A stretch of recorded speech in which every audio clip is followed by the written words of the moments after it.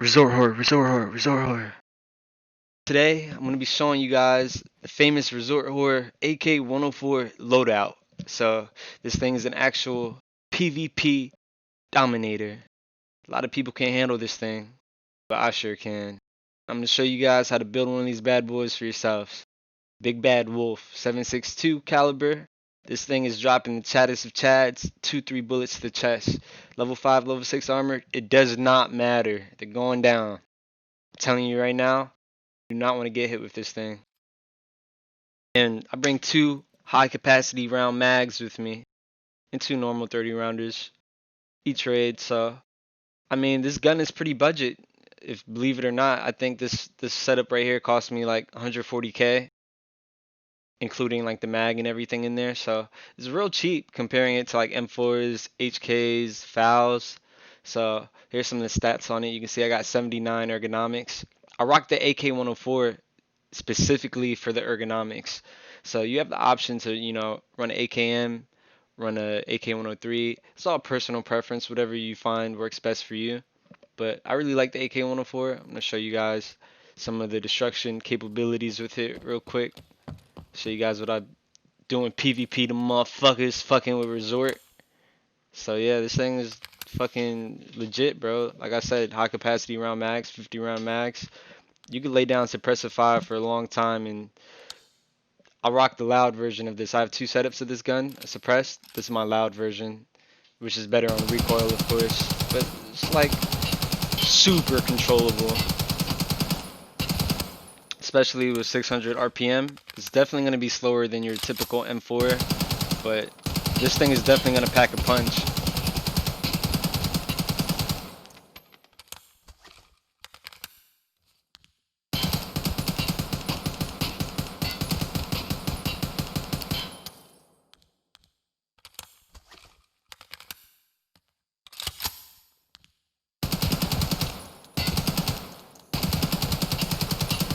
And that's 160 rounds right there. Now, I typically won't bring more bullets with me. I find it's more than enough. If I can't kill somebody with 160 bullets, I got bigger problems. But if I am going on a longer raid, I sometimes will bring, like an extra stack of ammo in my Epsilon. But here I am building the gun from scratch, so we're going to throw RP1 on there, ergonomics. Now for your dust cover, you can either go with a Bastion or you can go with the POC. I personally think the POC looks pretty cool, so I go with the POC. Now for my pistol grip, I go with the Arcade 3.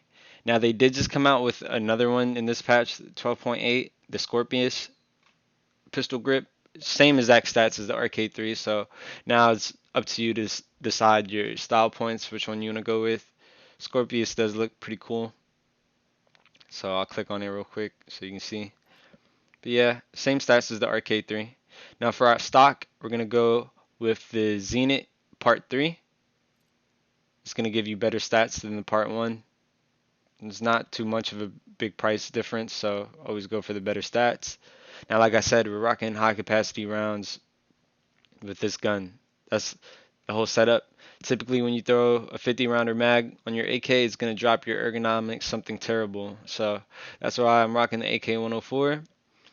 Now, for your gas tube, you can either use the AKM style or the AK-74 gas tube. Whenever you buy your AK-104 from the flea market, it should already come with one, so you shouldn't really have to worry about that. Just go with whatever's in your gun already. But yeah, now for my handguard, what I typically will run is the aggressor. And now I run the aggressor not only because it's one of the best like in slots for stats, but also because it has 6 attachment slots on the rails. So you're gonna see here when I'm in raid, I typically only bring like maybe one tactical attachment with me if it's a flashlight or like a hollow sun or something. But when you're in raid, you can easily throw a ton of attachments on this gun to save up space in your inventory. Now with this muzzle brake, I'm going with the new one that just came out. The RRD4C just came out 12.8, and it's going to give you the best in-slot stats for recoil control. Now for my foregrip, I go with the Fortis Shift. Like I said, I'm trying to focus on ergonomics here. The higher, the better. And now all that's left is you just need to throw your sight of personal preference on and throw your tactical attachment of personal preference on, and the gun's pretty much ready to go. So yeah, this is what I typically rock, and it honestly does wonders. So moving on from the gun, now the backpack doesn't really matter. I usually will run like a day pack or the Scav BP. Doesn't really matter because I plan on getting into some PvP, and I know they're gonna have a backpack for me. Now going on to the armor, I'll typically will run if I'm going on a budget run. I'll rock this new armor, level 5 armor, but you can see it gives you a lot more penalties than rocking Killa, and it has lower durability. They both repair great, and definitely if I'm going on a budget run or trying to save some money, I'll just rock the black armor. But the reason why I'm rocking Killa right now is because it reduces your movement speed by 8% compared to the black armor, which reduces your armor speed by 18%. So the Killa is just gonna make you a harder target to hit. It's gonna make you faster, and it definitely has higher durability, so you'll be able to take more shots to your thorax and stomach. Now, right now, I'm wearing the new helmet that came out, the Rise T. It just came out in 12.8. Now, it's a better version of the Alton, and the reason why it is better is because it doesn't penalize you as much as the Alton. You can see it only reduces your movement speed by like 3%. And the Alton definitely reduces it by way more. So, and it has higher durability, so it's currently the best in slot helmet. You're not going to be able to hear since you're not wearing contacts, but I mean, it's not too bad. It's just more of for like an aggressive play style, I would say. Help you stay alive if you're pushing things a lot more. Now, real quick, going over my tactical rig, I typically will wear the load bearing chest rig that I have on now, or I'll rock this black rock vest right here. But the reason so is because the load bearing chest rig, I could put 2 helmets in there because it has two 2x2s, and the BlackRock has one 2x2, so you can put 1 helmet in there. But yeah, I'll either rock either that chest rig or the BlackRock. Now, in my Epsilon, I carry Propital, CMS, Painkiller, Splint, sometimes extra ammo. In my pockets, I'll definitely bring 2 to 3 grenades. The more the better, but I feel like 2 to 3 is a good number to, try to figure out how to use them pretty well. Now, if I'm not rocking this helmet, this Rise T, which I normally do not rock, I'll usually wear like, contacts and sword-ins. Now, if I want to wear a face shield, I'll go with the airframe, put some chops on.